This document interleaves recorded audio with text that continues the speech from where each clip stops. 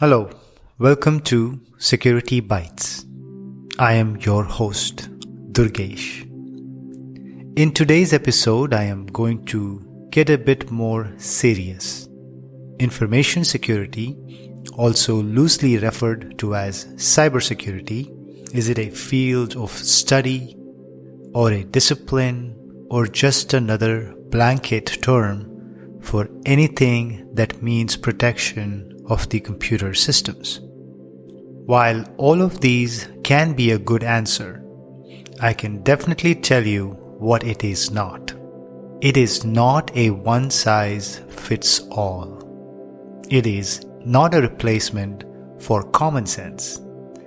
It is not a solution to prevent the next cyber attack.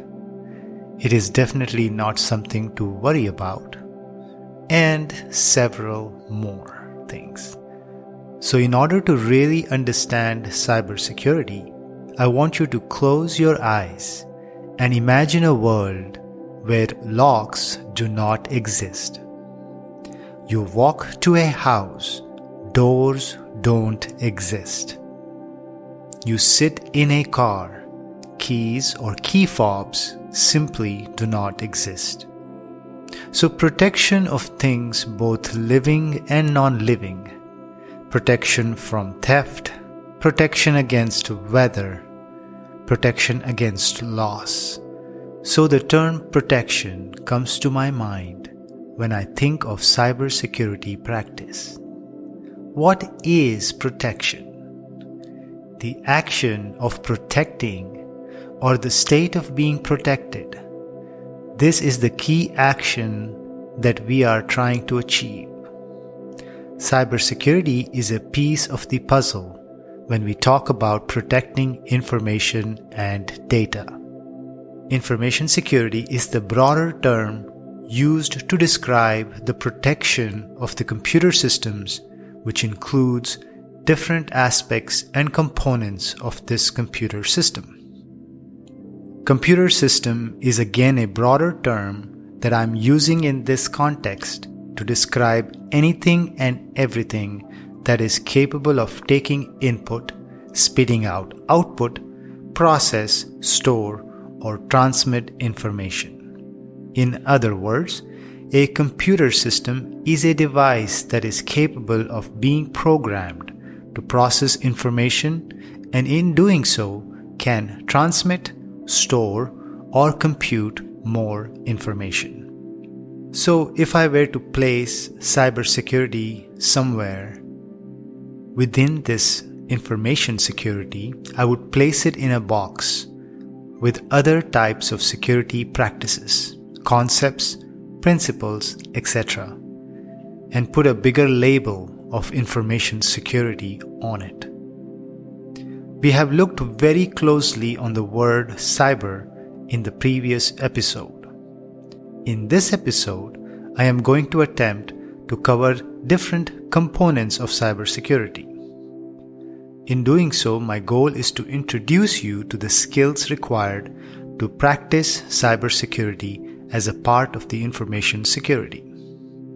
This is, however, not an exhaustive list, but are what I consider the fundamental components of information security. So everyone who is a cybersecurity practitioner and also the ones who are in the heart of development of various topics in cybersecurity is aware the lines that divide these different topics are blurred. But it is still important to look at them as a separate component simply for the sake of simplicity, but also to be able to define the problem more accurately, to allocate resources more effectively, and also very importantly to identify the skills required to perform in these different types of security roles. However, these can also be called as types of cybersecurity or domains in cybersecurity. So regardless of what term is used, the most important thing to understand is that these different types of security are generally accepted by various information security professional organizations that develop body of knowledge. For example, International Information Systems Security Certification Consortium, or simply ISC², defines 8 different types of domains in information security. ISACA, which stands for Information Systems Audit and Control Association, defines 4 domains. So I'm going to simplify these components or domains for the ease of listening. I'm also going to tell you a small story. We are going to create this amazing organization called Curry Inc. And recently their CISO, Chief Information Security Officer, together with business managers, cybersecurity teams, IT managers, Facility Security Officer, FSO, and a bunch of other managers have found themselves in an urgent need for both human resources and other resources to be able to effectively monitor and maintain the security posture of their organization. Due to the time limitation and the scope of this podcast, I'm going to simplify the roles by converting the different components of information security or cybersecurity practices into a manager role. So let us look at these different cybersecurity domains or components by viewing them as a job role. Please keep in mind these may or may not be real roles, but will definitely help in understanding through simple explanations of these various domains. The first one in the list is Asset Security Manager. Asset Security Manager is responsible for protection of the important resources and assets of an organization. Asset security is application of security principles or concepts that cover resources such as employees, facilities, equipment, technology, and information. Then we go to our next role, which is Application Security Manager.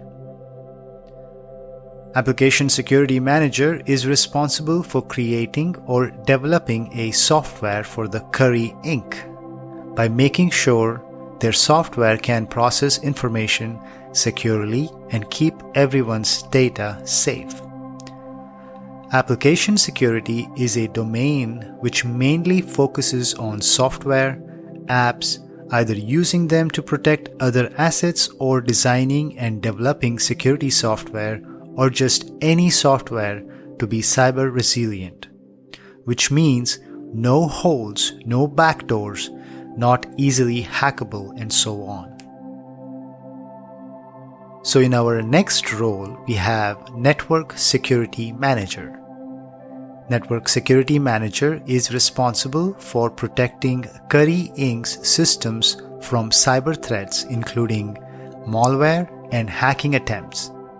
Network security is an umbrella term used for anything to do with protection of organizations' information, IT infrastructure through strengthening of communication methods or hardening the network components such as switches, firewalls, and encrypting the traffic.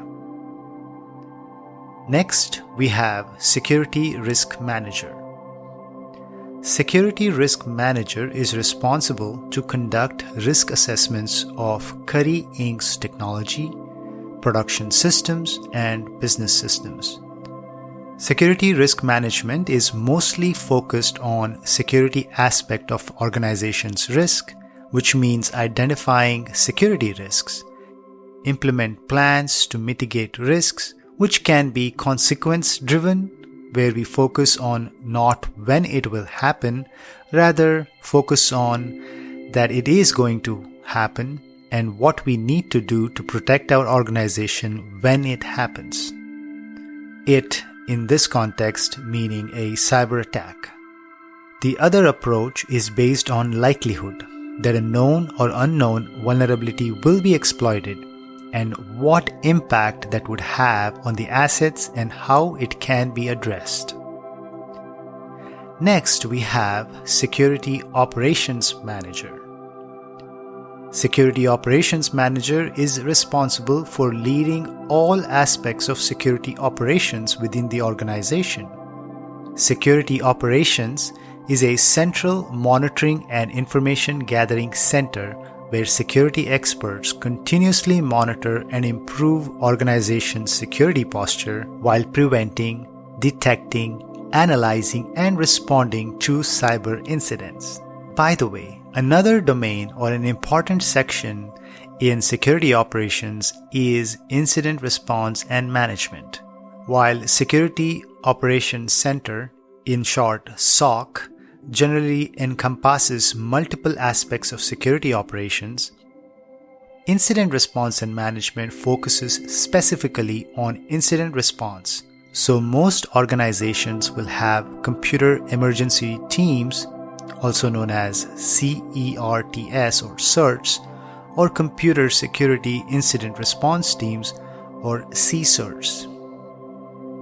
While Curry Inc. may benefit from the last 5 roles that I mentioned or 5 domains, there are a couple more that are also integral part of this protection system, namely security architecture and physical security. The security architecture and design domain contains the concepts, principles, structures, and standards used to design, implement, monitor, and secure operating systems, equipment, network, applications, and controls that are used to enforce various levels of confidentiality, integrity, and availability, which is also referred to as CIA. Physical security, which deals with protection of computer systems such as physical doors, fences, gates, and walls, is what I consider the basic and fundamental aspect of cybersecurity.